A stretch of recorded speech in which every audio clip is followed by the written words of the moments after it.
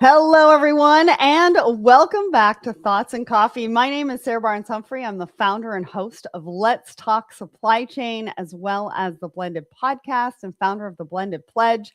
And I am super excited to be back in studio with you today. I know Audrey and Brian did a great job last week while I was at Manifest. Manifest was such a whirlwind. I mean, 4 times on stage, 9 podcasts recorded in 2.5 days. It was such a great show. And today we've got Troy from Servo on the show, and we're going to be talking about AI, but it's not kind of what you think. It's really around logistics, it's around customs, and what you need to know because it's top of mind for all the executives. But before we get into all of that, let's give a shout out to the Secret Society of Supply Chain, who is our sponsor for this show. If you haven't checked it out, it's our free membership group. Head over to secretsocietyofsupplychain.com. I want to give a shout out to some of our newest members. We've got Steve Shabuski, Hillary Drake, we've got Lita, we've got Maya, Jen Perrin, Stephanie Smuttle, John Buglino, he's joining us, Helia Vance, Georgie as well. Welcome to the Secret Society of Supply Chain, and we are so excited to have you there. All right, let's get into what is happening at Let's Talk Supply Chain this week. And remember, if you're watching, I want to know where you're tuning in from, so put that in the comments. And if you love our conversation today, you know we love a good fire emoji here at Let's Talk Supply Chain, so put that in the comments as well. Now, we've got a brand new episode. Now, this is episode 523, wherever you listen and watch the show. This is with Duncan from Blue Yonder. That's right. He does not pull any punches in this episode, and he shares it straight. So if you haven't gone to check it out, go and check out this particular episode. And we're talking about the strategies and steps you need to take now, what that means for you, what that means for Q1. So go and check that out wherever you listen and watch the show. We've got a couple of live events coming up this week. We've got Performance Paradox. This is a roadmap for supply chain operations to suck less with your host, Chris Hamley of the Breckham Group. Now, click the attend button, even if you can't attend live, because we will send you the link after the recording. He is going live at 2 p.m. Eastern tomorrow, so make sure to check that out. And then on Thursday, I'm going live with the team at Loop at 1 p.m. Eastern. We're talking about why full stack AI is the key to financial and decision clarity in supply chain. I'm talking to CEO Matt McKinney about this. This is the time to get your questions answered. So join us live or click the attend button so we can send you the link after the show. But this is where we want to answer all of your questions. So make sure to attend, ask your questions, or send them to me ahead of time so we can get those as a part of the show too. Next, where are we going to be in person? Well, we're going to be at TPM March 1st through 4th in Long Beach. We are hosting the pickleball tournament on the Sunday, and then I'm going to be hosting TPM Live on site, getting all the great insights from the show, and we're going to package all of that up for you and bring that to you at home. Then we've got an upcoming webinar, which I'm going to talk about in just a minute, but we're going to be at Modex for the first time, April 13th through 16th. We're going to be recording podcasts on site. So if you missed your opportunity at Manifest, we are going to be doing it again at Modex. So make sure to reach out to us as we would love to feature your booth. Next, we've got Break Bulk and Project Cargo. This is happening April 20th through 22nd in New Orleans. I'm going to be hosting Break Bulk live on site, again, bringing you all of the insights to you at home so you can check it out and know what's going on in the industry. And then we've got National Supply Chain Day event, Operations and Business Leadership Gala. This is being put on by DC Shvagola. Blended and Let's Talk Supply Chain are sponsors of the event, and National Supply Chain Day is April 29th. So hopefully we're going to see you there, because this is a great opportunity for us to get dressed up and celebrate what we do in supply chain. Next, I've got this webinar that I'm doing with Supply Chain Brain and Oliver White. Now, we're driving strategy execution to the next level. Make sure to click the link in the comments, sign up to attend this particular webinar, because we're going to be sharing all sorts of great insights there as well. So I hope to see you there. And then I think we've got one more. Oh, so we were talking about Manifest. Abby is our new on-site social media team, and she was on site at Manifest doing some short interviews, talking to people on site, getting an idea and giving you a glimpse into what happened at Manifest. And so keep following us, because Abby's going to be sharing more at different industry conferences that we are attending and showing up as Let's Talk Supply Chain. So we love that. And then last but not least, last week at just before Manifest, I had the opportunity to tour Aristocrat Gaming. And so we put together a video that's the logistics behind slot machines. And it was fascinating. They actually listened to the front line, and they reduced their end-to-end manufacturing from 4 hours down to 90 minutes. And that is without technology. So really want to share this with you. We've put the links in the comments so that you can go and check that out. But it was really fascinating. And now it's time to bring up Troy. I said that I was going to take 5 minutes, but I took 6 minutes. My apologies, Troy. But it's so great to see you, and I'm so glad to have you on the show. How are you this morning? Doing well. First call of the morning. Really excited to be here. Thanks for having me, Sarah. Awesome. Awesome. So why don't you tell everybody who you are, what you do, a little bit about your company. Let's hear it all. Good morning, Larry. Seeing that in the chat. So yeah, I'm Troy. I'm one of the co-founders of Servo AI. What we do is we build AI automations for customs brokers and freight forwarders, helping to automate some of their most tedious manual work, whether that's commercial customs clearances or shipment operations, automating a lot of the email and document processing from third-party overseas agents. Today, we're very fortunate to work with over 24 customs brokers and freight forwarders, ranging from brokerages as small as 2 people all the way up to some of the largest forwarders in the world. Yeah, and you and I got a chance to sit down yesterday. Now, this episode is not out yet. It's going to be out in a couple of weeks. But you and I had a chance to sit down yesterday, and we talked all about the things that you're doing and what that looks like, how you work with your customers, what the ideal client looks like. We also talked about an example of how you helped somebody, and like the percentages of efficiency and optimization was crazy. But then we also talked about the human side of logistics and sort of humans and technology working together, and how your solution is helping to optimize that. So stay tuned, because we're going to have that episode out in just a couple of weeks, and you're going to learn a little bit more about what they're doing over at Servo. So we ask a question of the week every single Wednesday morning across our LinkedIn. It's our poll. We're known for our poll. And you guys submitted a very, very fun question that we're going to go over right now. And so it's been a hectic year across the supply chain. When you finally get a break, what's your go-to way to unwind? And I love this question, because too many times we focus on the work and what needs to get done, and we don't focus on the people and the work-life balance, if there is any. But like bringing in some of that balance and some self-care as to what we want to be doing outside of work. And so I love this. So we had almost 150 votes, which is amazing. 39% said spending time with family. 28% said travel or quick getaways. And then we had a tie at 18% for spa, wellness, or self-care, and playing sports or staying active. Troy, why did you ask this question? What do you think of the results? Yeah, it's a good question. I think you kind of hit the nail on the head. We're all spending so much time behind our screens these days, behind our phones, just doing work, constantly thinking about work. It's interesting to see where people spend their time when they have a moment to catch their breath. For me personally, I've been a really big fan of like the sauna and steam room. And so Me I'll literally go too. there on a Saturday, put my phone away in a locker, sit there for 6 hours, go in, alternate between that and an ice bath. And it's just rejuvenating for me. So always curious what other people do for fun. So I am the same. I like the spa, wellness, self-care. If I were to vote, that would have been my one. I don't know if you've heard of Airy Spa. I don't even know how you say it. Airy, I think so. Yeah. AIRE.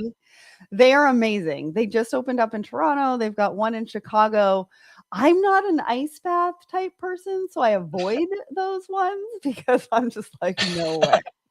But It is they a really painful have, experience. Yeah. yeah, they really have a lot of great things, from saunas to different temperature hot tubs and things like that. They also have Wow. one of those pools that's like zero gravity, so you just sort of like lay there on top of the water. It's really fun. I love it. I It's love it. amazing. So if you haven't voted on this poll, we want to know what it is that you do to unwind, or you can put it in the comments because we want to hear from you. We already have a comment right here. They love water sports. I mean, I love a good jet ski moment. I'm a paddleboarder though, and I don't know if you would say that was a sport because you kind of you're just I think standing it there counts, like Sarah. paddling. Maybe if you do some yoga on it. I mean, that's not me, but you know. These things happen. All right. So now it's time of the show to talk a little bit about a market update. Now, I talked a little bit about Manifest in the beginning because that was last week. You and I were both there. Lots of conversations, a lot of people there, lots, of talk around all sorts of different topics. I mean, we did the Masters of Innovation Award with Pepsi, Fabletics, and Alita Beauty. And people loved that because they got to see innovation in motion, like what that actually meant to the company. But what was it about it? What was it about Manifest for you? What did you take away from it? What are people talking about? What's kind of the market update that we need to know today? Sure, yeah. So, kind of viewing things through the lens from the technology side, it was my second year attending Manifest. First of all, the conference was electric. The energy was amazing. It's always so well organized, and the crowd is fantastic as well. What I noticed, as well as from the AI side, is that last year, a lot of people were coming interested in AI, also skeptical, but not really knowing how to apply it to their business. So they were Mm, thinking, hey, what can I do with AI? Right? I don't really understand the technology. Fast forward a year to last week, and it seems like people had learned a lot more. They understood what LLMs were, they understood what AI is, they had maybe even tried an AI pilot here or there, and they were coming to the floor with a very clear picture of this is exactly what we need, and this is huh. exactly what we don't need. So I think that people are getting a lot more sort of incisive about the technology, and it was very exciting to see that. Yeah, it's super exciting. I was talking to a VP of supply chain the other day, and they were talking about putting together an AI council internally. Because Yeah. what they found was there's a lot of tech stack out there, and they're working with a lot of different vendors and things like that. And they want to make sure that their data is the foundation, which I almost think that it's table stakes, but then maybe people think about it differently. And so it was fascinating to hear that they want to create that foundation of the data that's going to be ingested in the different systems so that they know that it's speaking the same language in all of the different systems and the different partners that they're going to be working with, which I thought was interesting too. So people are really thinking about it in a variety of different ways. I also found that some of the conversations around the fact that they want it at their fingertips for certain things. And I Yeah. know that we have an announcement coming out at the end of February around AI and content and media because we want to meet executives and leaders where they are at. Right. And I think that's really a foundational piece, an important part of all of this. And we're going to talk about the importance of having founders as engineers, because you have founders as engineers at Servo as well, right? And I think that's really important because then you can understand what it is that we can actually use the technology for realistically. Yeah, totally. As you mentioned, me and my two co-founders, we are software engineers, both by education and by trade as well. And I think it's important because if you talk to any logistics executive, they've probably paid for software sold to them by someone who didn't necessarily fully understand the technology. And so everyone's been overpromised things and had things be underdelivered. And so when you're offering these to customers and to logistics executives, it's really important to be able to understand this is what the technology can do. These are the limitations. This is what it cannot do. And also have a very clear picture of how you're actually going to go about bringing that technological change within the organization. Yeah, yeah, absolutely. Now, I want to give a shout out over to Ferguson John on the Let's Talk Supply Chain Instagram. He says, "What's up?" We say, "What's up?" back. If you have any questions, make sure that you put those in the comments because we want to get to those. And of course, We've got the QR code in the top right-hand corner. Scan that and you can get more information about Servo. Now let's get to our first article of the day. Now this is an article that we actually shared on the Let's Talk Supply Chain LinkedIn newsletter. If you're not following it or aren't subscribed, go ahead and click that subscribe button. I think we share one at least once or twice a week with all of the top trends that are happening in supply chain. Now, I wanted to share this one because this directly correlates to what you're doing at Servo. Now, this is a survey, and I want to get this right. It's insights from Global Trade Observatory Annual Outlook Report 2026. Now, that's a mouthful. But they interviewed 3,500 senior supply chain and logistics executives worldwide. Now, some of the stats that I want to point out for you: 54% of the execs say trade growth, that trade is going to grow in 2026. 51% that said that supplier diversity is one of their top strategic changes for 2026, which I was very shocked about. But even more importantly, 43% are going to deploy AI this year, which I don't know is necessarily, surprising.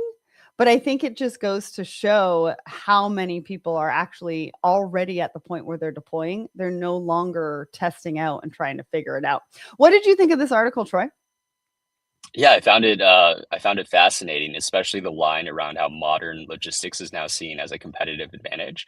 We're seeing that firsthand in the market as well. We had a client a couple weeks ago who told us that they had lost one of their biggest accounts because their customer wanted to work with a customs brokerage that was incorporating AI. And so the pressure to adapt and to innovate has never been more intense. And the other interesting thing I found about that quote from the article is that modern is all relative. So today, modern means maybe using AI to innovate, but 20 years ago, it meant, let's use a TMS or an ABI. And even before then, it meant going on Excel. So modernity needs to constantly be considered as far as if you're a logistics company competing in this very, very tumultuous industry. And you always have to think about what does modern mean relative to the market.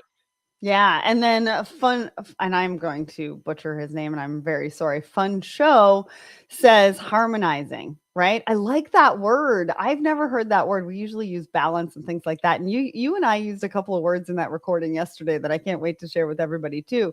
But I like the word harmonizing, right? Harmonizing the tools, harmonizing how we do our work on a daily basis, and sort of balancing that between everything that we want to implement as far as AI tools. But what you said was modern logistics. That's right. That's going to look different to everybody. But they did use that word. So I'm guessing executives are using that word, and they're talking about how it's a competitive advantage and that the infrastructure around logistics is actually a strategic priority, which I thought was fairly interesting. They were asking the question, what infrastructure investment is required for them to feel like they've got a competitive advantage and that infrastructure is a strategic priority. Some of the things that they talked about was warehousing, logistics hubs, trade and logistics. But one thing that really stood out for me, and I want to point this out because I know you're in this particular part of the market, 60% of executives complained about customs. They said that it causes the most delays and disruptions. Now, talk to me about that, because 60% is high. And there aren't a lot of companies out there that are focusing on that particular part of the market to really solve to make it better. Yeah, totally. I mean, if we look at just in throughout history, there's always been one core bottleneck in the supply chain due to macroeconomic factors for any given point in time. And today, that bottleneck is in customs. And the reason why I think, as many of the viewers listening today know, is because of tariffs and reciprocal tariffs, IEPA, steals, exclusions, all that kind of stuff. It's creating a lot of complexity where customs clearances that used to take several minutes can now take hours or even up to a couple days for customs brokerages. And that is introducing real delays in the supply chain. It's a problem that executives are scrambling to try to resolve and to find solutions to. And it's just super top of mind for everyone. But I think it's also ripe for technology and AI. Can you talk to us about that? Yes. Yeah, and that's exactly what we do at Servo is we automate the tedious manual work around customs clearances. So the manual data entry, the document processing, the work that your operators and entry writers don't necessarily want to do. They want to spend their time doing the high leverage work, doing the final check around a tariff code or a tariff stacking, and being able to submit that to Customs and Border Patrol. Uh, Basically, what AI is enabling these customs entry writers to do now is free up their time to spend being able to do what it is they're an actual expert at, and less about the tedious, data entry part of the job. Well, and also if we can speed it up and we can use AI to help avoid some of those delays and disruptions and spending weekends trying to update all of these tariffs. I mean, that is reality, right? There's a lot of customs brokers that are spending the weekend every 90 days updating the tariffs to what the changes have been, which is crazy. Now, I want to give a shout out to everybody over on my personal social. We've got a great session over here. We've got Michael Cadio. We've got Panacea Strategy, Jonathan from Nigeria. We've got Mike from Copenhagen, and we've got Nassim from Belgium. Thank you so much for joining us. Remember, give us a fire emoji if you're loving the comment or the conversation, because we love to see a good one. Now, let's get to our next article.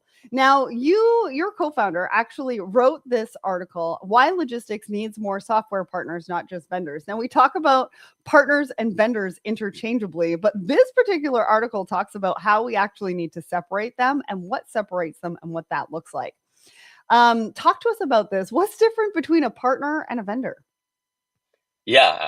So one of the statistics my co-founder Thomas actually mentions in that article is that over 70% of software pilots fail.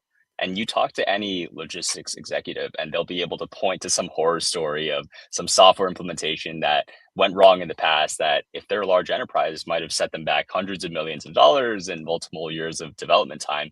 The reason why is because software implementations and AI implementations also, they require much more than just putting the technology in someone's lap. Anyone can just drop the technology in someone's lap, but when it comes to actually making sure that the team and the organizational change, and I know someone in the chat mentioned this earlier about harmonizing technology with the organization, you have to understand how to roll it out, how to encourage people to adopt, how to minimize the friction to actually get it across the line. And part of that as a partner comes down to, do I really understand the organization's technology stack? Do I understand what their priorities are? How does this technology tie into their long-term goals? How are they thinking about rollout? Whereas a vendor will just put the software in front of you. And so that's kind of the core distinction between a partner and a vendor, is the partner is really trying to tie the technology to the overarching mission and goals of the business, and also assist, with the actual rollout and adoption of that technology, whereas the vendor is just putting it in front of the client. Yeah, one of the other things that he mentioned, I mentioned this earlier, is that Servo's founders are all engineers. And I want to ask you, why is that important? I have a bit of an example that I want to share, but I want to ask you that first. Yeah, it's really important because as the founders, it's important to understand what your technology can do and what you can't do. At the end of the day, you're promising an outcome to the client, whether that's, being able to 3 or 4x as much customs entry summaries as they were before with the same headcount, or if it's, hey, save 30 minutes per manual shipment that you're currently doing for your operators.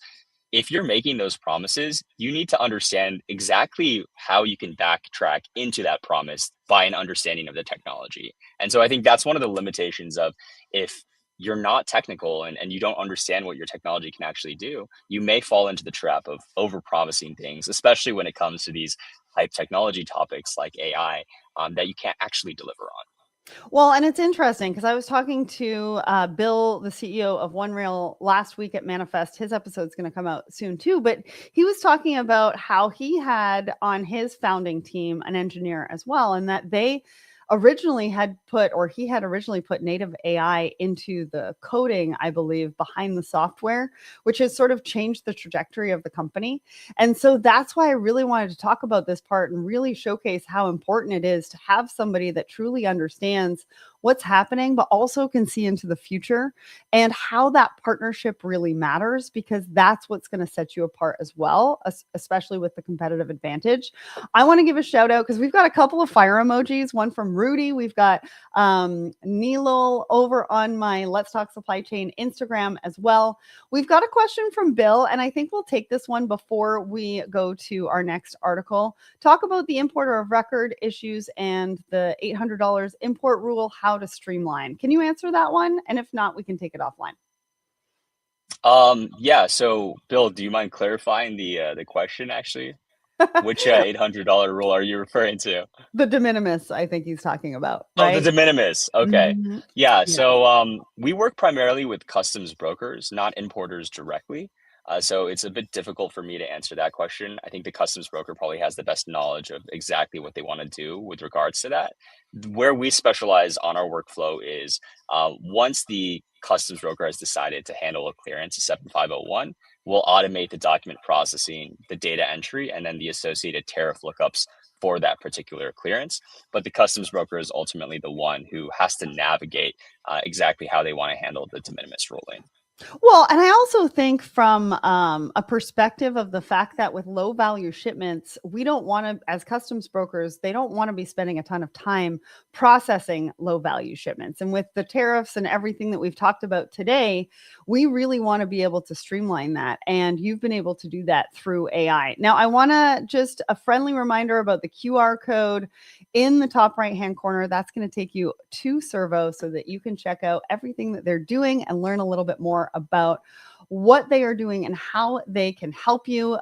We've got some great comments coming in. I don't think we can get to all of them because we've only got a couple more minutes before we are going to end the show. But I do want to talk about this because I think this is really important. Security is top of mind for supply chain leaders and executives. And we've been hearing this acronym SOC2, or maybe it's SOC2. I don't even know. Troy, maybe you can, school me on that one.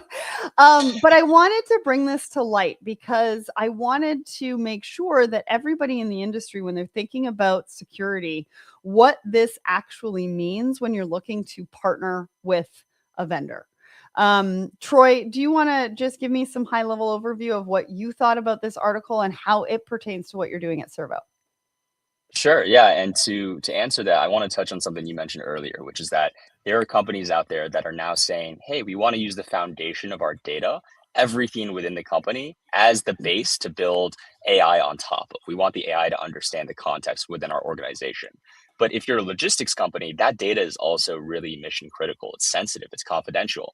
It contains your client's data as well. And so you don't want that data leaking to other organizations. And you certainly don't want that data being trained for AI models that are then being used by other customers, right? There's not only the security concerns there, but there's also like the competitive edge that you're potentially losing. And so when you talk to a AI partner, what you really want assurance on is that the data entering their system is isolated to you and your organization, and it never speaks to or communicates with any other of their other clients. And so SOC 2, which is a compliance framework that is becoming more popular, sort of indicates and is a check the box where it says, hey, this company has been independently audited and is confirmed to have certain security controls that you can trust are enterprise grade. So it is SOC 2. Thank you for that. It's whatever you want it to be. Spelling it out or not. One of the key things that I wanted to point out from this is that it manages and protects sensitive data and lets you know that the partner that you're looking to work with also meets recognized standards. But what it doesn't guarantee is that a breach won't occur. Okay. What it means is that it's been auditor tested evidence that controls are in place within that partner that you're looking to work with. So I just also wanted to manage expectations around this in the fact that it is something that these organizations like Troy's organization has to invest in to be able to get. It's not really a certification, but it's not a certification, but it's what exactly is it? It is sort of like a certification. Yeah. So Okay. an audit firm goes in, they check all your controls, they check your infrastructure, your cloud servers, and then they say, okay, yeah, we validated everything. here is this sort of certification we're giving to indicate that you are compliant with the SOC 2 framework. Got it. So it's kind of like the nouveau ISO. Right? It's ISO is focused primarily on like global enterprises and Europe. Okay. I would say SOC 2 is more focused on the US, but both, of course, offer their own advantages and sort of differences. Okay, good to know. Good to know. I've totally put my foot in my mouth like 3 times today, but that's okay. We've got Troy here to make sure that I'm on track and know what I'm talking about. Anyways, that brings us to the end of the show. I want to thank everybody for joining us today. This was a fun episode. I will be back next week at this time, 10 a.m. Eastern on Tuesday for another great 30 minutes in supply chain. Troy, thank you so much for joining me on the show today. Thanks so much for having me, Sarah. It was a great time. All right. Have a great day, everybody.